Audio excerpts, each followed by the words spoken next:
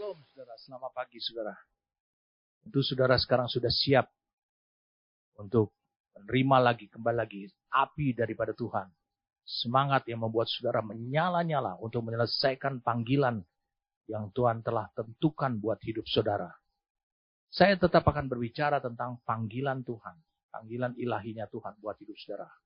Meskipun saudara diuji, bahkan Abraham diuji sampai 3 kali, tetapi itu tidak mematahkan semangat saudara sebagai keturunan Abraham. Mari saja kita berdoa lebih dahulu, karena kita membutuhkan Roh Kudus untuk menolong kita, bekerja sama dengan kita, supaya membawa firman Tuhan menjadi daging, menjadi manusia buat diri kita. Mari kita berdoa. Bapa, terpujilah namamu, oleh karena Engkau adalah benar menjadi Bapa, menjadi sumber buat hidup kami. Terima kasih apa yang Kau anugerahkan kepada hidup kami. Kau alirkan pada hidup kami, Tuhan. Terima kasih karena Engkau melimpahi kami, Tuhan, dengan firman-Mu, yaitu pribadi-Mu sendiri. Sehingga sifat, karakteristik, maupun kekuatan daripada firman itu menjelma menjadi diri kami.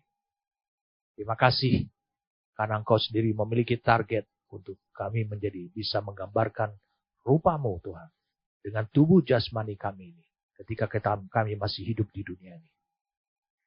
Bapa, berfirmanlah buat kami, Tuhan. Terima kasih.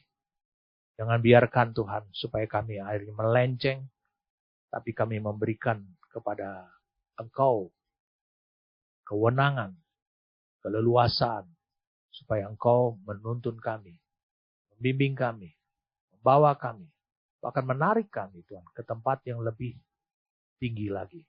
Tempat yang tepat seperti yang sudah merupakan target-Mu sendiri. Kami berterima kasih oleh karena hari-hari di belakang kami masih terus bisa hidup sama seperti ini, dengan kekuatan yang berasal dari Engkau. Terima kasih Tuhan untuk anugerah yang Kau berikan ini. Kami bersyukur dan kami siap buat firman-Mu. Berbicaralah Tuhan tanpa batas. Demi nama Tuhan kami Yesus Kristus. Amin. Minggu lalu saya sampaikan kepada saudara dari Kejadian 22 dan kita sudah sampai pada ayat yang ke-8. Mari kita lihat sama-sama. Saya ingin bagikan sesuatu yang dahsyat buat hidup saudara. Mari kita baca mulai dari ayat yang ke-6. Lalu Abraham mengambil kayu untuk korban bakaran itu dan memikulkannya ke atas bahu Ishak. Anaknya sedang di tangannya, di bawahnya api dan pisau. Demikianlah keduanya berjalan bersama-sama. Lalu berkatalah Ishak kepada Abraham, ayahnya, "Bapa." "Saud Abraham, ya anakku?" Bertanyalah ia. "Di sini sudah ada api dan kayu, tetapi di manakah anak domba untuk korban bakaran itu?" "Saud Abraham, Allah yang akan menyediakan anak domba untuk korban bakaran baginya, anakku." Demikianlah keduanya berjalan bersama-sama. Ulangi, berjalan bersama-sama. Sampai mereka ke tempat yang dikatakan Allah kepadanya. Lalu Abraham mendirikan mezbah di situ, disusunnya kayu, diikatnya Ishak, anaknya itu, dan diletakkannya di mezbah itu di atas kayu api. Sesudah itu Abraham mengulurkan tangannya, lalu mengambil pisau untuk menyembelih anaknya. Tapi berserulah malaikat Tuhan dari langit kepadanya. "Abraham, Abraham," sautnya, "Ya Tuhan." Lalu ia berfirman, "Jangan bunuh anak itu, dan jangan kau apa-apakan dia, sebab telah ku ketahui sekarang bahwa engkau takut akan Allah, dan engkau tidak segan-segan untuk menyerahkan anakmu yang tunggal kepadaku." Minggu lalu saya sampaikan kepada saudara, ketika Ishak bertanya, semuanya sudah siap, semua sudah ini. Kita lihat di sini, banyak orang selalu mengatakan, di mana ini peristiwa ini menyebabkan ujian iman? Ini bukan ujian iman, tapi ini memanifestasikan imannya Abraham. Saya ulangi, memanifestasikan imannya Abraham. Mari kita lihat apa yang dikatakan Abraham. Kita lihat di sini ayat yang ke-8. "Saud Abraham, Allah yang akan menyediakan anak domba untuk korban bakaran baginya sendiri, anakku." Jadi Allah akan menyediakan anak domba untuk korban bakaran baginya anakku sendiri. Saya sudah sampaikan kepada saudaraku, saudara semuanya, minggu lalu, ataupun beberapa minggu yang lalu saya sudah sampaikan kepada saudara, korban itu dari kata adalah kata kurban. Itu H7133 atau korban, pakai Q. Tetapi itu berasal dari satu kata yang memberikan pengertian pada kita, itu adalah kata karaf. Karaf H7126. Artinya adalah datang mendekat atau pendekatan kepada Allah. Ini sesuatu yang harus betul-betul dijalani melalui korban. Jadi kata karaf, saya ulangi kata karaf, H7126, itu adalah artinya adalah datang mendekat kepada Allah. Kalau kita mempersembahkan korban kepada Allah, berarti korban itu, anak domba itu datang dari kita. Sorry saudara, saya perlu dulu. H7126.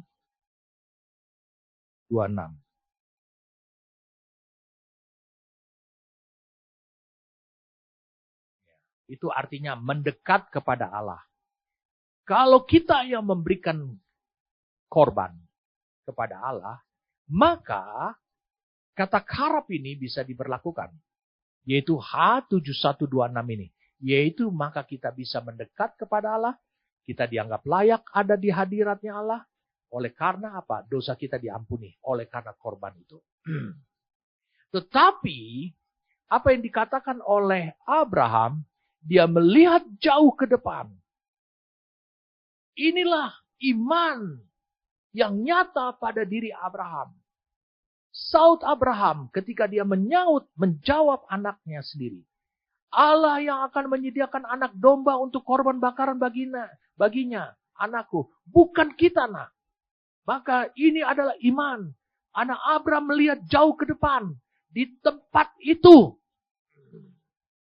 Di tempat yang sama. Allah melihat jauh ke depan. Kalau engkau baca dalam Ibrani, mari kita lihat dulu. Ibrani pasal yang ke-11. Ibrani pasal yang ke-11. Jikalau kau punya iman, makanya Abraham di sini melihat memiliki iman. Ibrani pasal yang ke-11.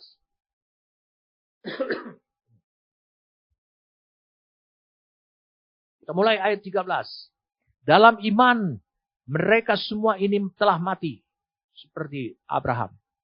Sebagai orang-orang yang tidak memperoleh apa yang dijanjikannya itu. Tapi yang hanya dari jauh melihatnya dan melambai-lambai kepadanya. Menunjukkan tanda kepada mereka melambai-lambai. Dan yang mengakui bahwa mereka adalah orang asing dan pendatang di bumi ini. Iman memiliki kemampuan untuk melihat jauh ke depan. Kita lihat lagi ayat yang ke-20. Apa yang terjadi pada dirinya? Apa yang terjadi pada dirinya Ishak? Karena iman, maka Ishak sambil memandang jauh ke depan, memberikan berkatnya kepada Yakub dan Esau. Berkat yang diberikan kepada Yakub dan Esau itu adalah berkat yang sampai pada kekekalan. Dia bisa melihat karena iman. Kita lihat lagi ayat 39 dan ayat 40. 39 dan 40. Dan mereka semua tidak memperoleh apa yang dijanjikan itu. Mirip seperti ayat 13. Sekalipun iman mereka telah memberikan kepada mereka suatu kesaksian. Mereka bisa bersaksi, melihat. Sebab Allah telah menyediakan sesuatu yang lebih baik bagi kita. Betul. Tanpa kita mereka tidak dapat sampai kepada kesempurnaan. Berarti iman itu adalah salah satu indera kemampuan Allah yang dianugerahkan ada pada dirinya Abraham untuk dia bisa melihat jauh ke depan dari tempat yang sama. Yaitu di Moria yang akhirnya berubah menjadi Sion, yang akhirnya berubah menjadi Yerusalem, yang akhirnya berubah menjadi Golgota. Anak domba itu disediakan oleh Allah sendiri, yaitu Yesus orang Nazaret. Untuk menghapus dosa manusia. Kalau domba itu, anak domba itu disediakan oleh Allah, itu berarti bukan untuk membuat kita mendekat kepada Allah, tapi membuat kita, Allah hidup di dalam kita, bukan lagi dekat. Tidak ada jarak. Allah hidup di dalam kita. Dan kita pun hidup di dalam Dia.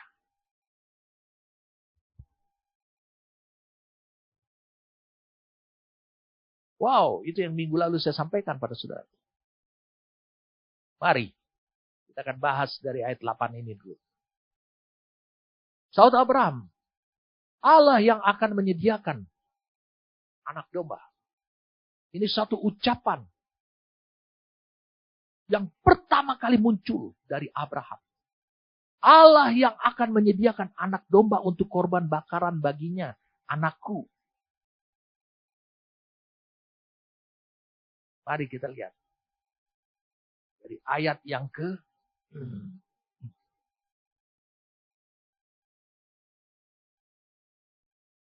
gunakan kata Allah melihat. Bukan Allah menyediakan. Allah melihat. Karena dikatakan Abraham, Allah akan menyediakan. Kata menyediakan di sini digunakan kata ra'ah. Ra'ah itu bukan menyediakan. Ra'ah itu arti kata melihat. Terlihat.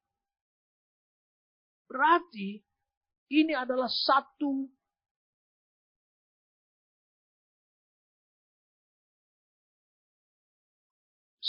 tindakan yang didasarkan oleh karena iman. Jadi dikatakan Allah melihat. Melihat apa? Kebutuhanku.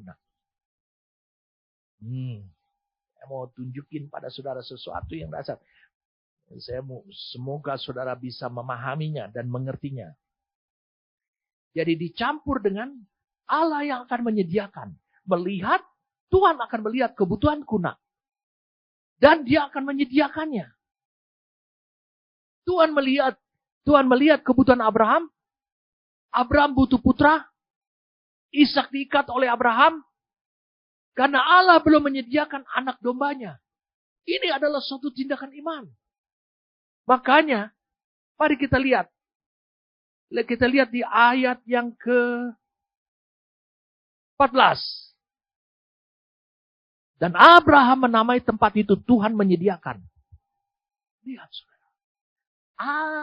Nama tempat itu bukan lagi Moria. Bukan lagi Sion. Tapi dirubah. Allah yang menyediakan.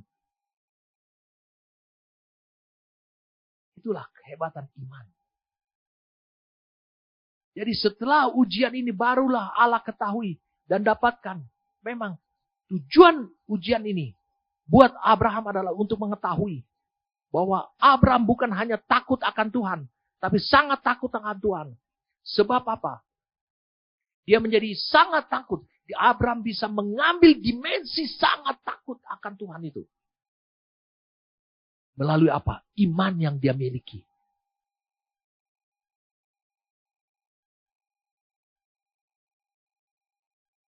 Saudara bisa lihat fondasinya. Kekuatan seperti ini. Itu berasal dari ujian pertama dan ujian kedua. Saya mau tunjukin pada saudara. Kita baca ayat yang ke-14-nya. Dalam King James Version. And Abraham called the name of that place Jehovah Jireh. As it is said this day, in the mount of the Lord it shall be seen. Jehovah Jireh, H3070, artinya Allah melihat. Allah melihat. Saya ulangi sekali lagi. Allah melihat. Saya katakan sekali lagi. Bahwa Abraham bisa memperkatakan seperti itu. Ketika dia pada ujian ketiga ini. Fondasinya adalah dari yang pertama dan kedua. Apa itu? Karena Abraham tahu di Kejadian 16 ketika malaikat Tuhan mengatakan kepada Hagar untuk kembali lagi kepada majikan. Supaya engkau ditindas. Supaya engkau menundukkan diri di sana. Menundukkan diri di bawah kekuasaannya. Dalam tangannya Sarai. Dan pada masa itu. Sampai sekian belas tahun. Lamanya. Hagar hidup di situ. Hagar yang pernah menamai nama Tuhan. Di Kejadian 16. Saya ulangi. Di Kejadian 16. Ayat yang ke-13. Dia bilang begini kepada Allah. Engkaulah Elroy. Apa arti Elroy? Itu dan Allah yang menampakkan diri. Aku telah melihat kau. Dan engkau telah melihat aku. Jadi katakan di sini adalah melihat. Berarti ini adalah sesuatu yang benar-benar dimiliki sekarang oleh Abraham. Karena Abraham juga berkata. Dia bilang begini. Allah yang melihat kebutuhanku. Allah melihat Jehovah Jireh. Ini memiliki kesamaan kepada apa yang dia alami oleh Hagar.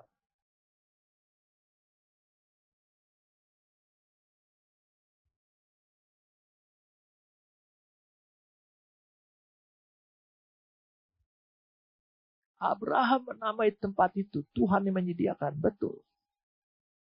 Jehovah Jireh. Sebagaimana ia dalam King James Version. As it is said this day. In the mount of the Lord. Dalam gunung Tuhan. It shall be seen. Allah menyediakan. Kebutuhan saudara. Tapi karena Allah melihat.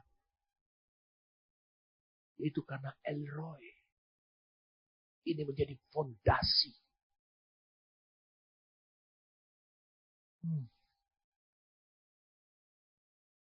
Saya sudah sampaikan kepada saudaraku. Begitu mudahnya buat Abraham. Untuk menyerahkan. Dia punya semangat. Api itu datang dari bawah. Dia nyalakan sulu dari bawah.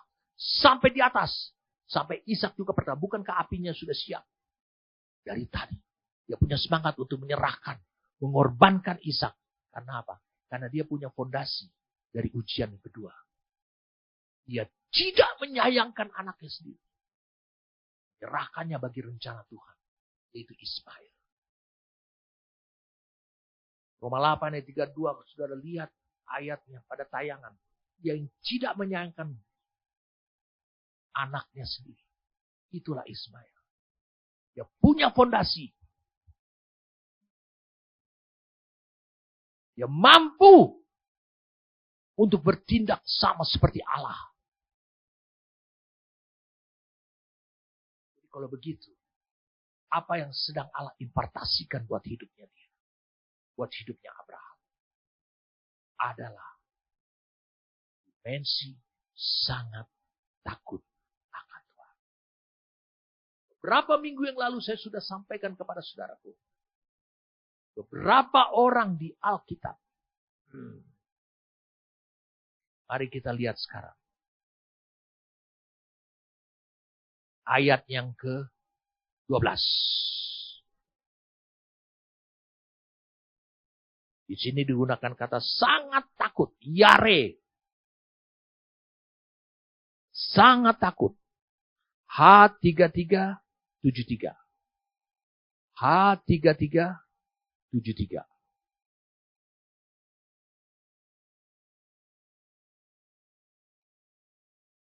Supaya saudara tahu kata Yare ini dipakai di mana saja.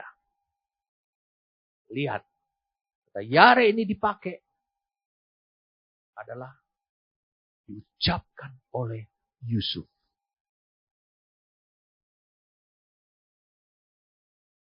Diucapkan oleh Yusuf. Kejadian pasal 42.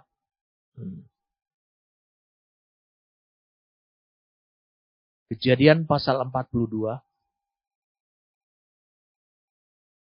ayat yang ke-18. Nah, hari yang ketiga berkatalah Yusuf kepada mereka, buatlah begini, maka kamu akan tetap hidup. Aku, Yare, akan Allah. Aku takut akan Allah. Sesuatu memang sudah merupakan dimensi Allah itu sudah nyata pada diri Yusuf. Dan kita lagi tulisannya Ayub. Lihat, ini perkataan Tuhan. Saya sudah sampaikan beberapa minggu lalu. Bertanyalah Tuhan kepada iblis, apakah engkau memperhatikan hambaku Ayub? Ini Tuhan sendiri yang ngomong. Sebab tiada seorang pun di bumi seperti dia yang demikian saleh dan jujur, yang sangat takut akan Allah dan menjauhi kejahatan. Sangat takut. Yare. Hanya pada segelintir orang Allah menggunakan kata Yare. Ayub 2 ayat 3. Firman Tuhan kepada iblis, apakah engkau memperhatikan hambaku Ayub? Sebab tiada seorang pun di bumi seperti dia yang saleh, jujur, yang sangat takut akan Allah dan menjauhi kejahatan. Ia tetap tekun dalam kesalehannya. Meskipun kau telah membujuk aku melawan dia untuk mencelakakannya tanpa alasan. Anaknya sudah mati. Lihat ini. Sebelum yang berikutnya. Dia tetap tidak berubah. Berarti itu sudah melekat menjadi hidupnya dia. Ini yang Allah mau lihat pekerjaannya Allah dalam dirinya Abraham yang dipanggil dari Ur Kasdim. Apakah itu sudah terbangun pada dirinya Abraham? Saya ingin saudara melihat lagi Mazmur 25. Mazmur 25. Ayat 14. Lihat. Tuhan bergaul karib. Karib. Teman paling dekat. Gak ada rahasia. Belak-belakan. Dengan orang yang Yare takut akan dia. Dan perjanjiannya diberitahukannya kepada mereka. Ikat janjinya. Rahasianya. Tidak dijanji sendiri. Itu orang yang Yare. Ini suatu dimensi yang lain. Mari kita lihat sekarang. Mazmur 33. Mazmur 33. Oh, saudara akan mengalami sesuatu kedahsyatan saat ini. Mazmur 33 ayat 18. Mari kita lihat. Baca sama-sama. Lihat saudara ayatnya. Mazmur 33 ayat 18. Sesungguhnya mata Tuhan tertuju kepada mereka yang takut akan dia. Di sini digunakan kata Yare. Kepada mereka yang berharap akan kasih setianya. Mata Tuhan itu tertuju. Allah mau bangun Yare. Sangat takut akan Tuhan. Pada hidup saudara. Dan kalau itu sudah terbangun. Itu yang terjadi pada diri Abraham. Mata Tuhan tertuju terus kepada Abraham. Sampai Abraham mati, mata Tuhan tetap tertuju kepada Abraham. Lihat, anak manusia Yesus tetap matanya tertuju. Dan dia selalu memperkatakan tentang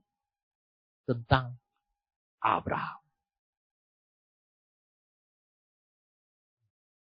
Mari kita lagi, coba lagi. Mazmur 34.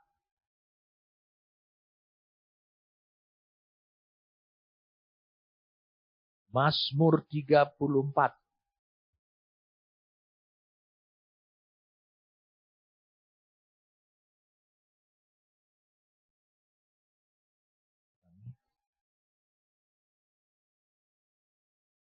Mazmur 34.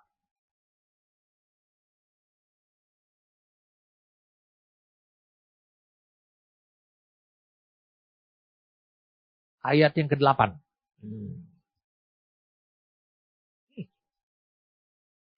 Malaikat Tuhan berkemah di sekeliling orang-orang yang takut akan dia. Yare. Lalu meluputkan mereka. Ini memberikan kekuatan pada kita. Bahwa situasi yang ada pada sekitar orang yang dipanggil oleh Tuhan. Yang sudah di mana terimpartasi dalam hidupnya. Yare atau sangat takut akan Tuhan. maka situasi itu dibangun oleh Allah. Karena apa? Karena tidak bisa lagi intervensi daripada si jahat pada hidupnya. Mengacaukan hidupnya.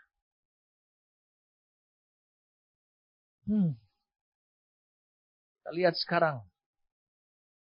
Ayat yang ke-10. Wow, ini saudara, jangan salah kaprah di sini. Dia bilang begini. Ayat 10. Takutlah akan Tuhan. Yarelah, hai orang-orang yang kudus. Sebab tidak berkekurangan orang yang takut akan Dia. Tidak berkekurangan orang yang yare kepada Allah. Sangat takut kepada Allah. Apa artinya? Dia tidak kekurangan. Tidak kekurangan kesabaran. Tidak kekurangan kasih. Tidak kekurangan ketekunan. Dan sudah tentu hal-hal untuk kebutuhan jasmaninya juga dia tidak kekurangan. Bukan berarti dia menjadi orang kaya. Tapi tidak kekurangan.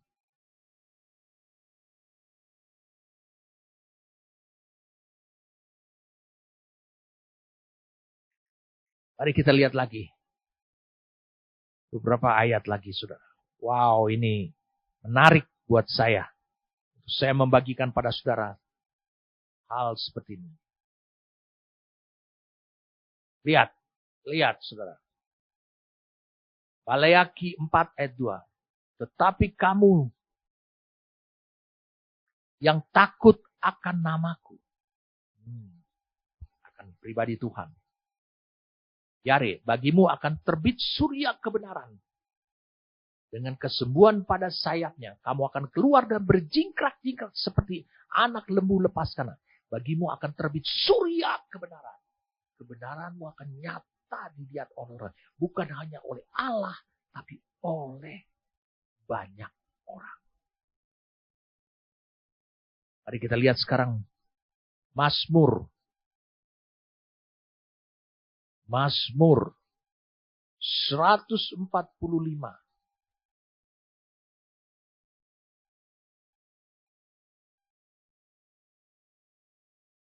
Wow, ini luar biasa, saudara.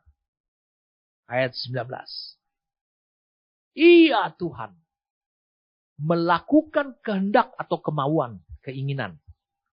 Orang-orang yang takut akan Dia, orang-orang yang yare akan Dia.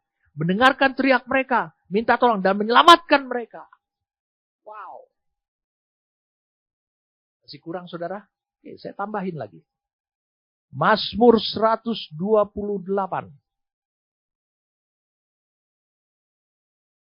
Mazmur 128. Nyanyian ziarah. Ayat 1. Berbahagialah setiap orang yang takut akan Tuhan. Yang hidup menurut jalan yang ditunjukkannya. Mari kita lihat. Ini baik kita baca sampai ayat 4. Mazmur 128.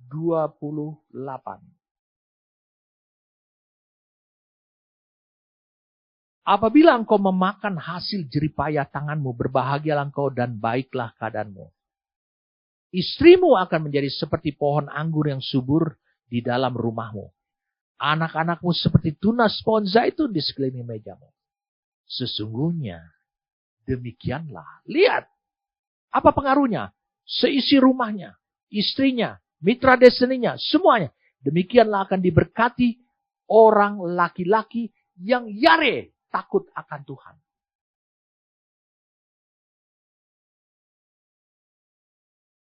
Wow. Luar biasa. Baiknya kita lanjutkan aja lagi. Mari kita kembali lagi pada Kejadian 22. Jadi sangat takut akan Tuhan itu adalah suatu posisi rohani sebenarnya. Di mana sebelumnya Abraham berada di posisi rohani yang Tuhan telah ketahui. Apa posisi rohani yang Tuhan telah ketahui? Sebelum ayat 12 ini, Kejadian 22 ayat 12 ini. Mari saudara lihat. Lihat. Posisi rohaninya Abraham ada di mana? Sebelum dia berada di posisi yare, sangat takut akan Tuhan. Mari kita lihat. Yang pertama, Itu di Kejadian 18. Kejadian 18. Ayat yang ke-19. Lihat. Sebab aku telah memilih. Dia bilang sebab aku telah yada. Tahu. Yada ini adalah hubungan intim. Melakukan hubungan seksual. Antara Allah. Jadi aku telah yada. Aku telah yada terhadap Abraham. Artinya Allah telah menikmati hidupnya Abraham. Seperti suami istri dia menikmati. Seluruh hidupnya dia. Allah menikmatinya. Seperti hubungan seksual. Supaya diperintahkannya kepada anak-anaknya dan kepada keturunannya. Supaya tetap hidup menurut jalan yang ditunjukkan Tuhan. Dengan melakukan kebenaran dan keadilan. Dan supaya Tuhan memenuhi kepada Abraham apa yang dijanjikannya kepada. Lihat yang pertama. Abraham gunakan. Allah telah ketahui. Dia berada di posisi yang lama adalah. Dia gunakan otoritas dalam rumahnya untuk memberikan perintah kepada orang dalam rumahnya untuk berpegang pada perintah Tuhan dan menyembah Tuhan. Yang kedua, dari ayat 19 ini, Abraham akan menginstruksikan mereka. Abraham memiliki kekuatan untuk menginstruksikan mereka yang dalam rumah untuk berpegang pada jalan-jalan Tuhan, cara-caranya Tuhan, metode-metodenya Tuhan. Dan bukan melalui cara pemikiran manusia. Yang ketiga, kalau engkau lihat baca di ayat 9, Abraham menginstruksikan mereka untuk memperhatikan semua hukum, ketetapan dan keputusan Tuhan saja. Jadi saudara bisa lihat, itu posisi lamanya Abraham. Sekarang Abraham mengalami kenaikan. Dia berada pada posisi sangat. Saya katakan dia berada pada posisi sangat takut akan Tuhan.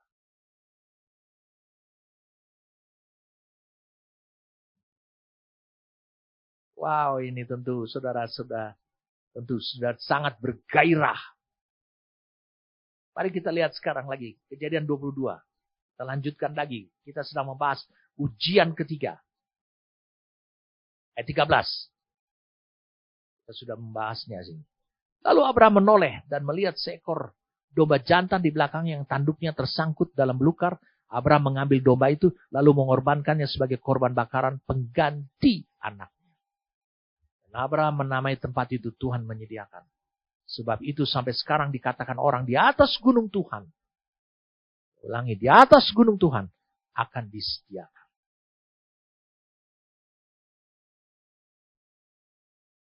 Abraham melihat ada domba jantan yang tersangkut tanduknya. Karena tanduknya berulir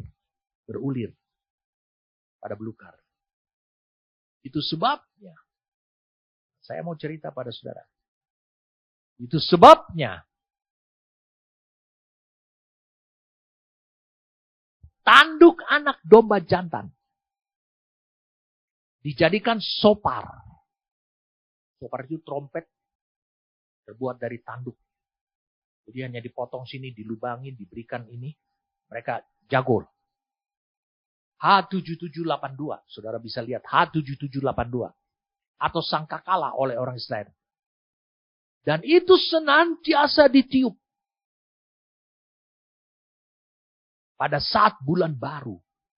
Termasuk tahun baru. Orang Israel. Yaitu Rosh Hashanah. Wah, mari kita baca sekarang sama-sama. Mazmur 81. Mazmur 81.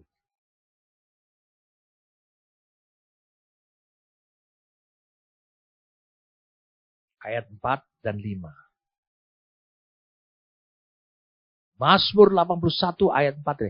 Tiuplah sangkakala pada bulan baru, pada bulan purnama, pada hari raya kita. Sebab hal itu adalah suatu ketetapan bagi Israel untuk suatu hukum dari Allah Yakub.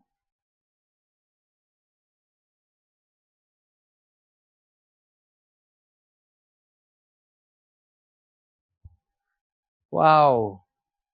Saudara tentu mulai lihat. Itu sebabnya.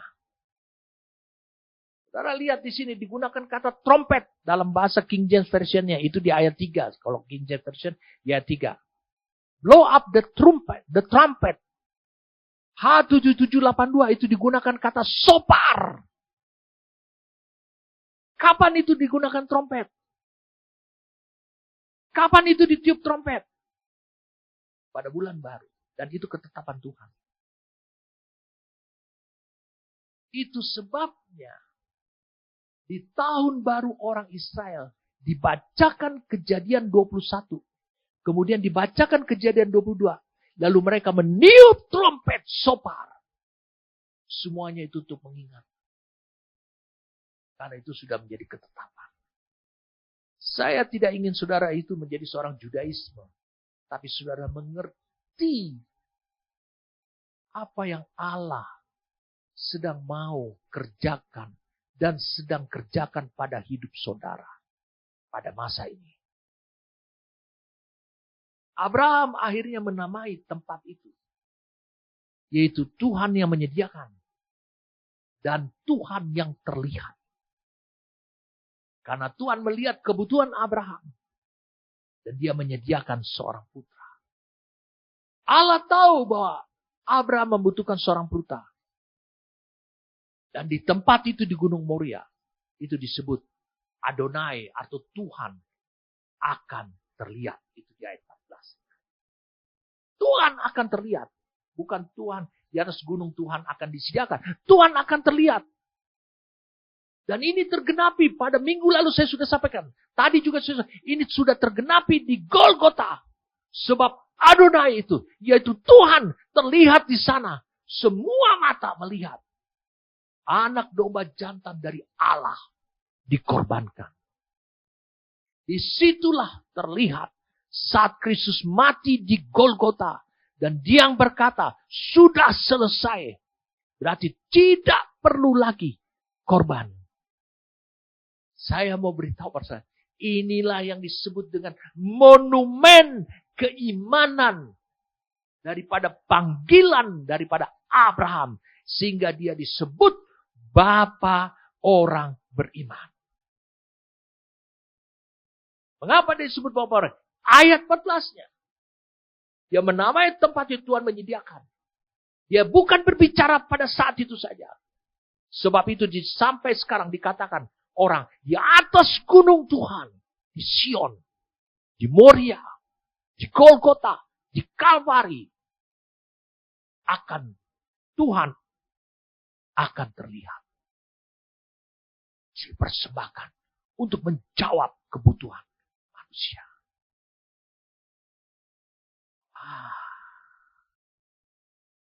Luar biasa, saudara. Sangat luar biasa. Iman yang besar dari Abraham. Dan rahmat Tuhan. Kasih karunia Tuhan yang dahsyat. Yang mengirimkan domba miliknya. Untuk mengganti tempat buat Ishak. Itu mengganti tempat buat Ishak.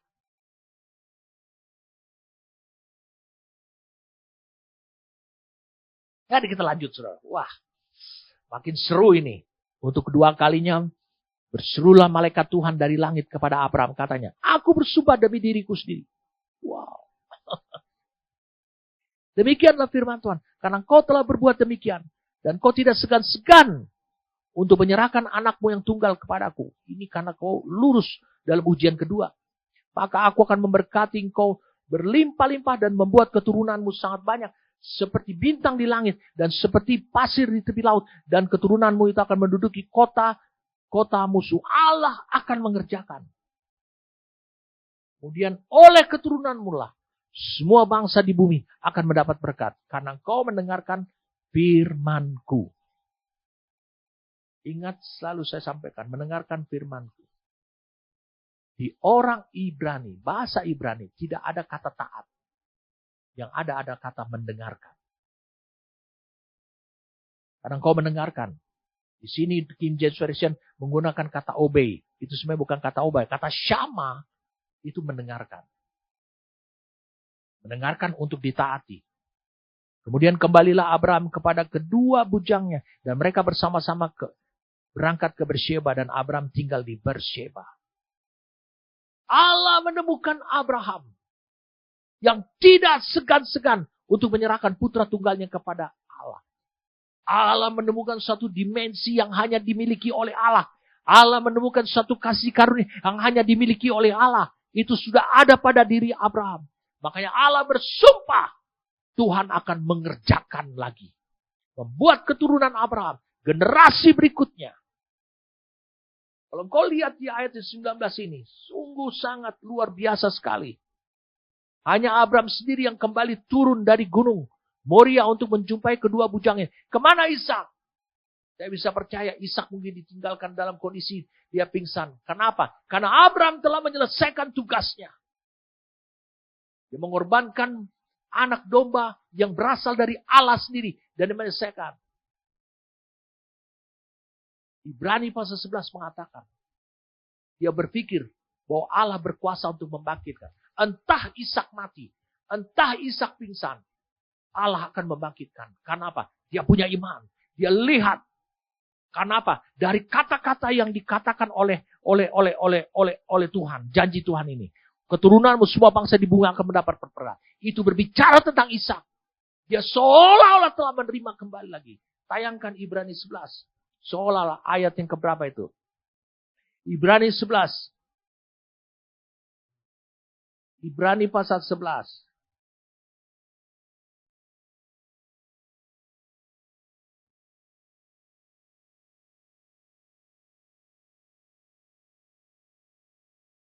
Ayat yang ke-19. Karena dia berpikir. Ya, pemikiran itu datang daripada apa? Display.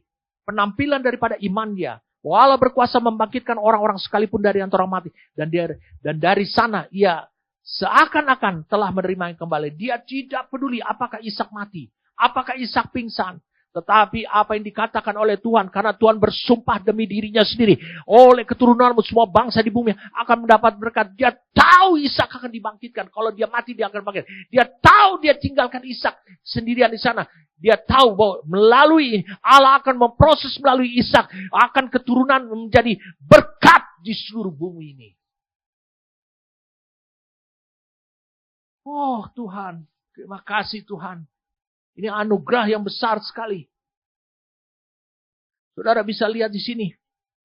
Bahwa akhirnya ayat 19 ini. Abraham bersama-sama berangkat ke Bersheba. Dan Abraham tinggal di Bersheba. Wow. Luar biasa sekali. Dia tinggal di Bersheba. Saya sudah sampaikan kepada saudara.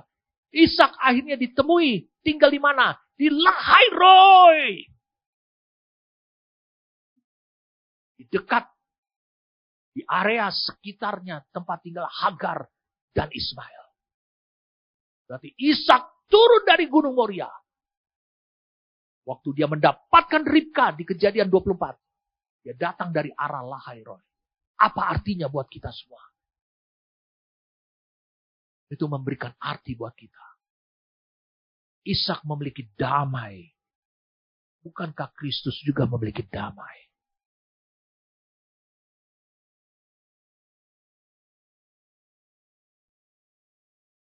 Wow, luar biasa saudara. Lihat apa yang terjadi. Kalau kau lihat di Kejadian 22. 3 hari perjalanan mereka sampai ke Bukit Tengkorak. Berarti ketika mereka kembali. Sampai lagi ke bawah. Bertemu dengan bujangnya itu. Kembali lagi ke Bersheba. Itu dibutuhkan 3 hari lagi. Mari kita lihat sini. Dari ayat yang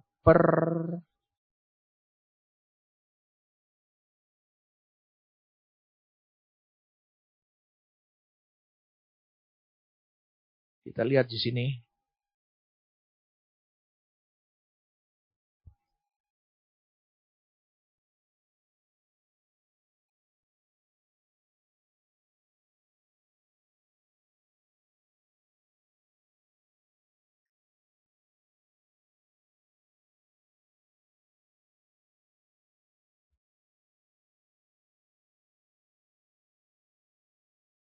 Mereka 3 hari perjalanan.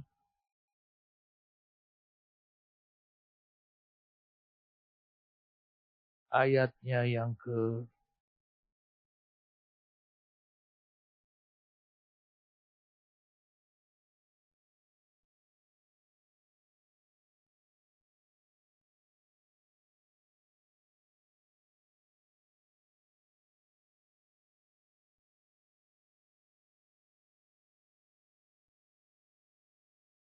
sorry saudara, saya akan coba cari supaya saya bisa menjelaskan kepada saudara.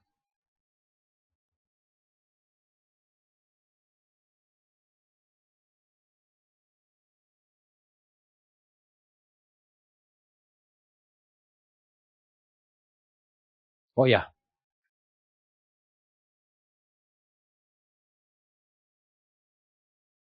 ayat yang keempat. Ketika pada hari ketiga. Mari kita mulai dari ayat yang ketiga. Keesokan harinya, pagi-pagi bangunlah Abraham, dia memasang pelana dan seterusnya. Lalu berangkatlah ia pergi ke tempat yang dikatakan Allah kepadanya. Bersama dengan 2 orang bujangnya dan Ishak. Ketika pada hari ketiga, Abraham melayangkan pandang kelihatannya kepada tempatnya itu dari jauh. Kata Abraham kepada kedua bujangnya, tinggallah kamu di sini. Itu setelah 3 hari. Ya. Tinggallah di sini dengan keledai ini. Aku beserta anak ini akan pergi ke sana. Kami akan sembahyang. Kami akan naik ke atas gunung. Naik ke atas gunung. Berarti ada 3 hari untuk mencapai gunung itu. Gunung Moria. Ketika Abraham meninggalkan Ishak sendirian. Setelah dia mengorbankan anak domba. Dia tidak peduli lagi. Entah Ishak mati. Atau Ishak pingsan. Tapi dia percaya dalam iman. Allah bisa membangkitkan dia. Karena Allah telah berfirman. Oleh keturunanmu lah. Melalui Ishak. Karena dia tahu. Yang disebut keturunan. Itu adalah Ishak. Maka dia kembali lagi kepada bujangnya. Ulangi 3 menit. Kembali lagi kepada bujangnya. Maka dan akhirnya kembali sampai di Beersheba. Berarti 3 hari. Hidupnya Abraham tanpa Ishak. Apa artinya?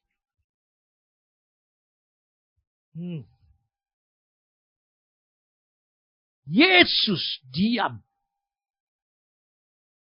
di kuburan tubuhnya. Dia berada di perut bumi. Itu selama 3 hari. Saya ulangi, selama 3 hari. Bukankah ini memiliki kesamaan? Bukankah Allah yang membangkitkan Yesus? Bukankah Abraham juga percaya bahwa Allah berkuasa untuk membangkitkan Ishak?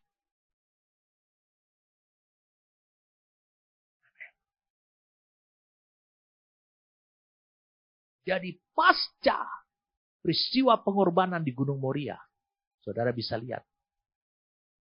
Abraham itu tinggal di Beersheba. Kejadian 22 ayat 19, kita lihat ayat 19. Lihat. Kemudian kembalilah Abraham kepada kedua bujangnya dan mereka bersama-sama berangkat ke Beersheba dan Abraham tinggal di Beersheba. Lalu kemudian di Kejadian 23 ayat 1 dan 2. Sarah hidup 127 tahun. 27 tahun lamanya. Itulah umur Sarah. Kemudian matilah Sarah di Kiryat Arba. Bukan di Beersheba. Yaitu Hebron. Di tanah kanan. Lalu Abraham datang dan meratapi dan menangisi dia. Ada fakta yang membingungkan. Ketika Ishak dikorbankan. Mereka berangkat dari Beersheba. Tapi rupanya Abraham telah berpisah tempat dengan Sarah. Sarah tinggal di Kiryat Arba. Jadi pertanyaan banyak orang. Kenapa mereka berpisah? Saudara bisa lihat kenapa mereka berpisah. Lalu kemudian yang ketiga. Saudara bisa lihat itu Abraham tinggal di Beersheba. Sarah mati, kemudian dikasih tahu dia rupanya selama ini tinggal di Kiryat Arba. Kemudian yang ketiga, saudara bisa lihat di Kejadian 24 ayat yang ke-62. Kejadian 24 ayat yang ke-62. Adapun Ishak telah datang dari arah sumur Lahai-Roi. Ia tinggal di tanah Negeb. Wah. Jadi pasca pengorbanan di Gunung Moria, itu ternyata Ishak tidak kembali ke Beersheba, tapi kembalinya justru ke Lahai-Roi, tempat tinggalnya Ismail dan Hagar. Saudara baca di Kejadian 16 ayat 13 dan 14. Kejadian 16 ayat 13 dan 14 itu adalah tempat tinggalnya Hagar dan Ismail. Kemudian pasca pengorbanan di Gunung Moria, saudara bisa lihat Abraham menikah kembali lagi. Alkitab mengatakan bahwa dia sudah hilang syahwatnya, kekuatannya untuk memperoleh anak. Kemudian kita lihat di Kejadian 25 ayat 1, Abraham mengambil pula seorang istri namanya Ketura. Dia menikah dengan Ketura. Perempuan itu melahirkan baginya Zimran, Yoksan, Medan, Midian, Ishbak, dan Suah. Yoksan memperanakan Sheba dan Dedan. Keturunan Dedan ialah orang Asyur, orang Letus, dan orang Leum. Anak-anak Midian ialah Epa, Efer, Henoh, Abida, dan Eldaa. Itulah semua keturunan Ketura. Abraham memberikan segala harta miliknya hanya kepada Ishak. Tetapi kepada anak-anak yang diperoleh dari gundik-gundiknya, yang memberikan pemberian, kemudian yang menyuruh mereka masih pada waktu ia hidup meninggalkan Ishak, anaknya, dan pergi ke sebelah timur, ke tanah timur. Siapa Keturah ini? Kita perlu. Siapa Keturah ini? Kita perlu akan membahasnya. Sementara saya beritahu, dia adalah Hagar. Saya katakan dia adalah Hagar. Mengapa dia adalah Hagar? Keturah itu adalah Hagar sebenarnya. Hagar itu adalah penyebutan orang asing oleh orang Ibrani. Karena Abraham itu orang Ibrani. Yang dari kata ha itu adalah definite artikelnya. Lalu gar itu merupakan julukan asing. Jadi Hagar itu bukan nama sebenarnya. Itu seperti panggilan. Orang asing, orang asing. Jadi Keturah ini adalah nama baru bagi Hagar.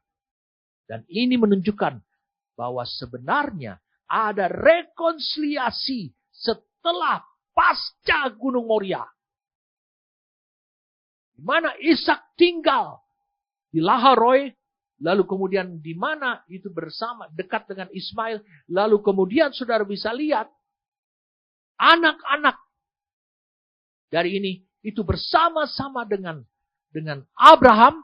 Lalu kemudian mereka diusir, tetapi ada damai di antara mereka semua.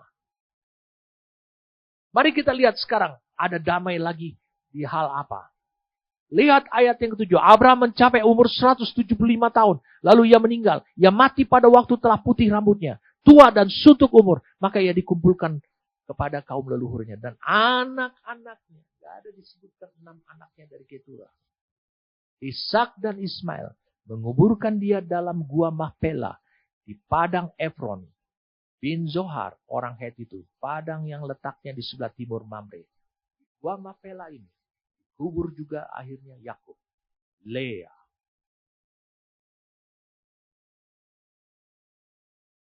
Ishak, Ribka, kubur di situ. Yang telah diberi Abraham dari Bani Het.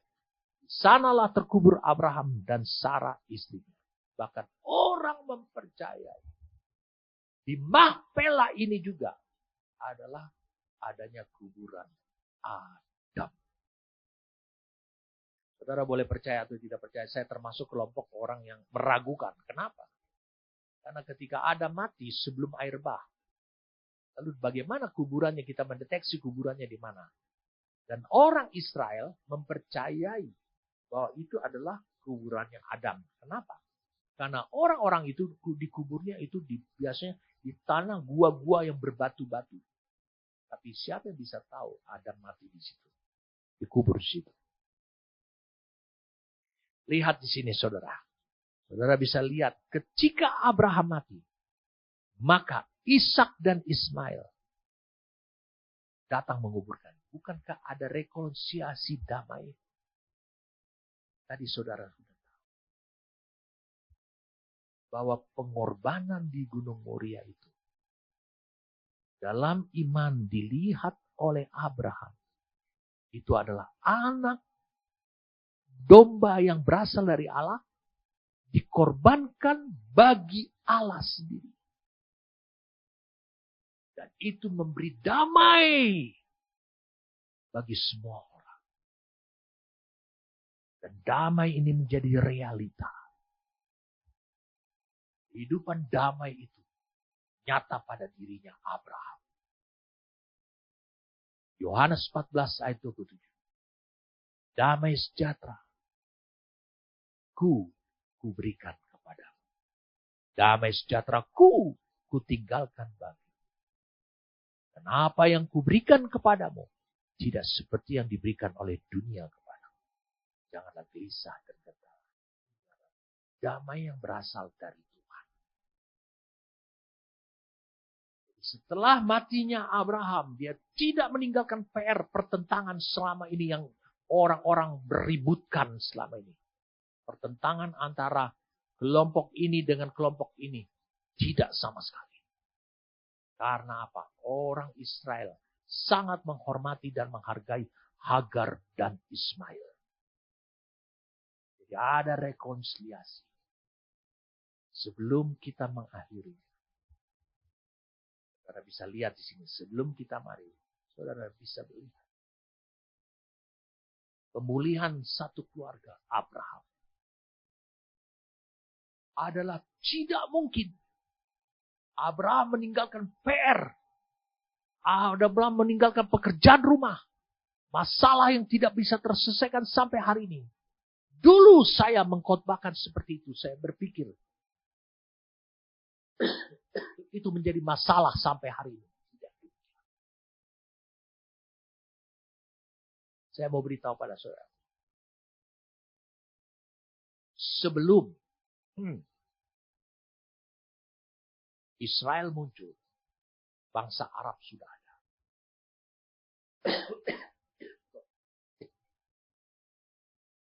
Sebelum Israel ada, Mesir sudah ada. Asyur sudah ada.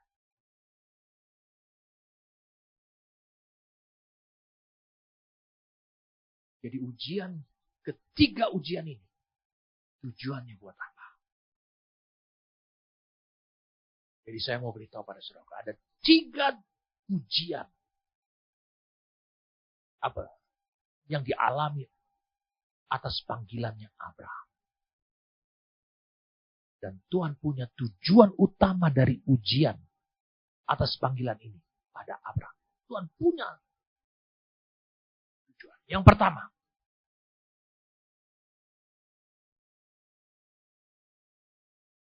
kita baca. Pertama, sudah di Kejadian 1, ayat yang ke-26.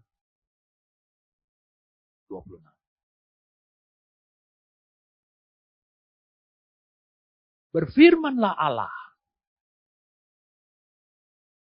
baiklah kita menjadikan manusia menurut gambar dan rupa kita. Jadi Allah mau asah, mau proses, mau melakukan. Dengan segala makanya dia bangun situasi. Supaya mereka berkuasa atas ikan-ikan di laut dan burung-burung di udara. Dan atas ternak dan atas seluruh bumi. Dan atas segala binatang melata yang merayap di bumi. Yang pertama, tujuan utama dari ujian atas panggilan kepada Abraham. Panggilan Abraham ini diuji oleh Tuhan. Jadi yang pertama adalah sesuai dengan Kejadian 1 ayat 26. Allah ingin membuktikan dan menunjukkan apa yang telah dikerjakan oleh Allah pada diri Abraham sejak dia dipanggil oleh Allah. Sejak Abraham terpilih oleh Allah. Dan itu harus sesuai dengan Roma 8 ayat 28 sampai 30. Allah membangun satu DNA, menanamnya pada diri Abraham. Supaya, saya katakan, Kristus yang lahir dari garis keturunan Abraham itu akan memiliki DNA Allah yang lengkap. Karena DNA itu berasal dari Abraham. Jadi Allah ingin memproses Abraham. Dan dia ingin membuktikan, makanya dia diuji. Untuk membuktikan, menunjukkan. Betulkah apa yang ku kerjakan itu? Apa yang ku asah? Itu sudah ada nyata pada hidupnya Abraham.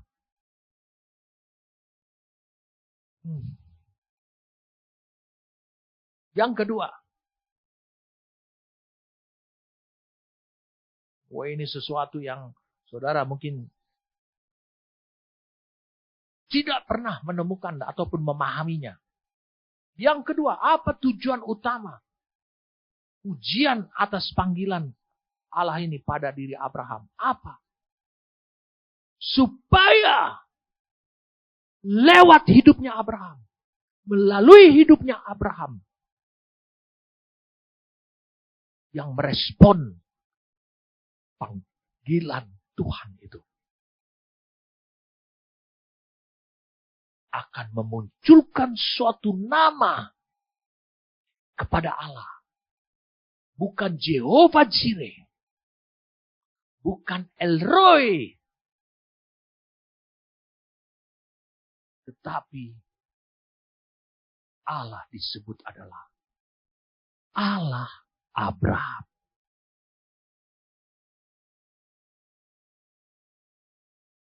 Sebab kalau ada Allah Abraham, Allah sudah berjanji.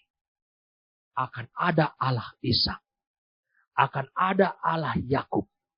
Karena aku akan mengerjakan. Di Kejadian 22, aku akan mengerjakan. Aku akan memberkati. Aku akan melakukan ini kepada keturunanmu. Sehingga akan muncul Allah Daud.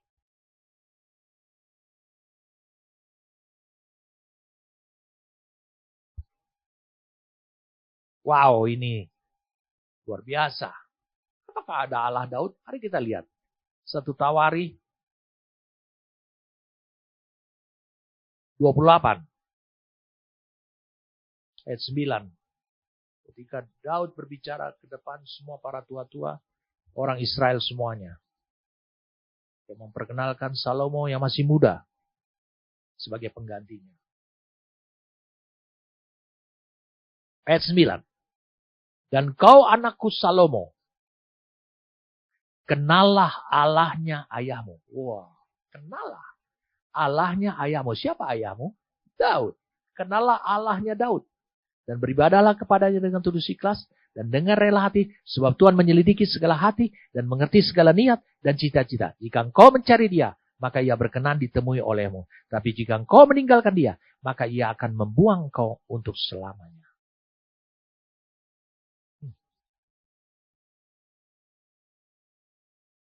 Supaya Allah dikenal. Adanya Allah Abraham, maka akan ada Allah Ishak. Maka akan ada Allah Yakub. Karena Allah berjanji keturunanmu. Aku akan mengerjakannya. Akan ada Allah Israel. Akan ada Allah Daud. Akan ada Allah Paulus. Mari kita lihat Filipi 4. Filipi 4. Ayat 19. Paulus mengatakan kepada jemaat di Filipi yang miskin. Allahku akan memenuhi segala keperluanmu menurut kekayaan dan kemuliaannya dalam Kristus Yesus. Apakah jemaat Filipi ini belum bertobat? Sudah. Kenapa tidak Allah kita? Dikatakan Allahku. Bicara tentang suatu dimensi. Zoe yang berbeda. Allahku akan memenuhi segala keperluan menurut kekayaan dan kemuliaan. Jadi itu yang kedua. Yang ketiga, tujuan utama dari ujian atas panggilan Allah ini pada Abraham adalah untuk apa? Yang ketiga, saudara bisa lihat. Memberikan kemerdekaan. Saya ulangi.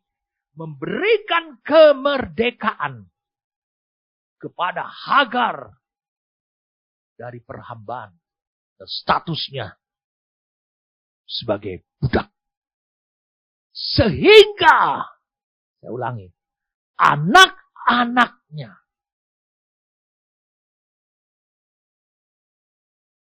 Saya ulangi, sehingga anak-anaknya menjadi anak merdeka. Saya ingin saudara mengutip satu ayat dalam Yohanes 8.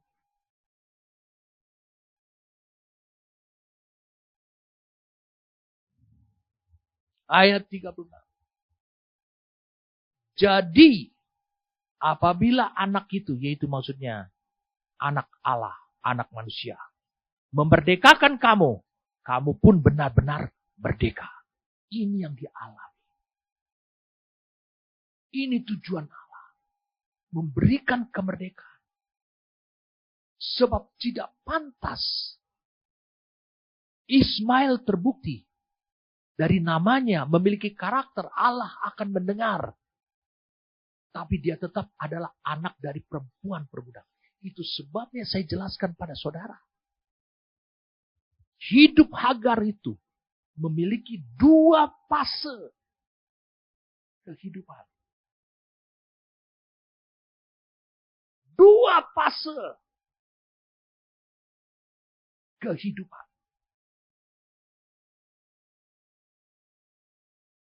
Saya ulangi. Dua fase kehidupan. Fase ketika dia menjadi perbudakan. Dan fase ketika dia menjadi orang merdeka.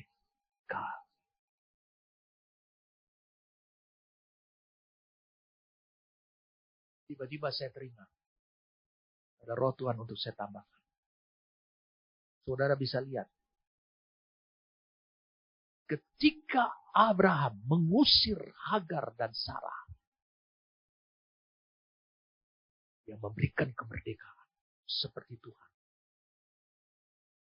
Ingat. Itu dilakukan Abraham. Dengan pengorbanan. Pengorbanan perasaan. Itu adalah anaknya sendiri. Bahwa Hagar memiliki anak dari dirinya adalah karena Sarah yang mengusulkannya.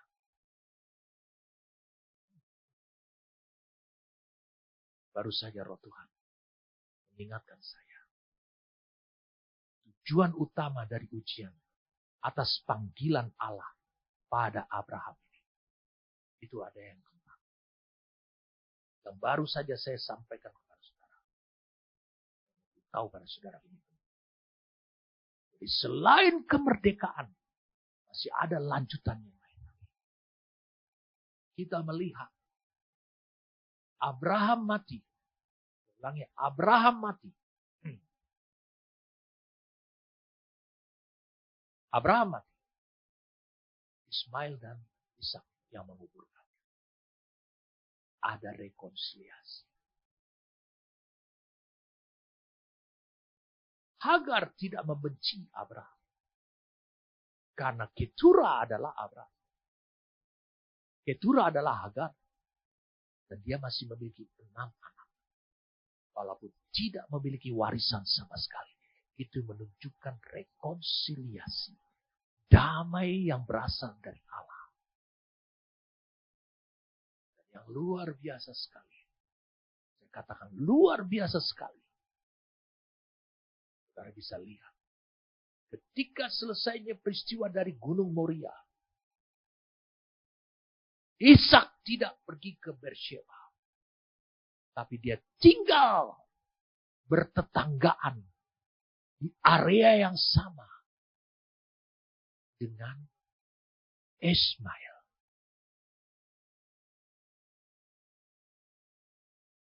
Wow. Saudara bisa melihat. Bukankah putra Allah Yesus itu yang memberikan damai kepada hidup saudara? Bukankah itu yang Allah inginkan? Dalam Yohanes 14 ayat yang ke-27. Itu yang dilakukan oleh Yesus. Damai sejahtera kuberikan kepadamu. Damai sejahtera kutinggalkan kepadamu. Tidak akan ada konflik kau dengan saudaramu, dengan siapapun juga. Semuanya adalah ketentuan Allah. Saya katakan semuanya adalah ketentuan Allah. Dalam rencana Allah.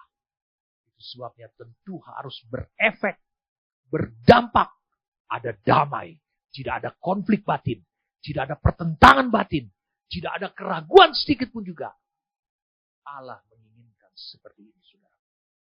Ketika engkau merespon panggilanmu pada Tuhan, menjawabnya dengan semangat yang menyala-nyala, maka akan ada damai. Dan damai itu akan memberikan kepadamu suatu kecepatan, suatu kekuatan untuk engkau memenuhi panggilan surgawi yang datang dari Allah bagi hidup saudara. Saudara, tidak akan ada keraguan sedikit pun juga. Tidak ada konflik batin sedikit pun juga. Allah mau lakukan seperti ini. Ingat apa yang disediakan Allah. Damai sejahtera ku tinggalkan bagimu. Damai sejahtera ku berikan kepadamu. Itu disediakan oleh Allah. Bagi mereka yang merespon panggilan. Amin. Terima kasih untuk anugerah yang kau berikan kepada kami, Tuhan. Kami telah melihat secara jelas bagaimana Engkau membuktikan, Tuhan. Menunjukkan Roma 8 ayat 28 sampai 30. Kau mengerjakan, dan Kejadian 1 ayat 26. Kau mengerjakannya pada diri seorang hambamu, yaitu Abraham. Kau melakukan semuanya itu. Bukan hanya engkau anugerahkan iman. Tapi lebih daripada itu. Kau mengerjakannya supaya gambar dan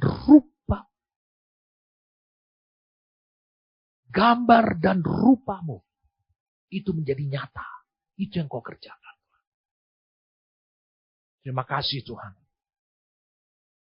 Karena damai yang kau berikan kepada kami. Itu menjadi kekuatan spiritual. Bahwa ada pemerintahan Allah. Ada kekuatan Allah. Yang berkuasa penuh dan berdaulat penuh dalam hidup kami. Sehingga jika ada keraguan. Tidak ada sedikit pun kebingungan pada hidup kami. Hamba berdoa supaya ini terimpartasi. Pada hidup mereka. Pada diri mereka saat ini juga. Terimalah saudaraku. Terimalah saudara. Saudara yang merespon dengan semangat. Merespon dan menyala-nyala dengan semangat. Panggilan ilahi Tuhan ini. Saat ini, terimalah saat ini juga. Bukan hanya sekedar pewahyuan. Tapi pengertian dan hikmat. Sehingga saudara memperoleh kekuatan. Saudara bisa mengambil semua yang Allah sediakan. Di sekitar hidup saudara. Ingat mereka yang merespon panggilan Tuhan. Ingat semua situasi dalam perjalanan hidupnya. Mau yang buruk. Mau yang tidak menyenangkan buat dia. Itu Tuhan yang membangunnya. Demi supaya dia melihat hasil pekerjaannya dalam hidup saudara. Terimalah saat ini juga, terimalah. Terimalah dengan perkasa. Supaya saudara tidak menjadi lemah dan putus asa. Terima kasih Tuhan untuk firman-Mu. Terima kasih untuk kebenaran yang Kau singkapkan kepada kami. Terima kasih karena Engkau memberikan kepada kami benar-benar itu menjadi jelas. Tidak ada menjadi misteri buat kami. Yang bersyukur padamu Tuhan. Terima kasih. Demi nama Tuhan kami Yesus Kristus, kami bersyukur untuk firman-Mu. Kami bersyukur untuk pekerjaan roh-Mu.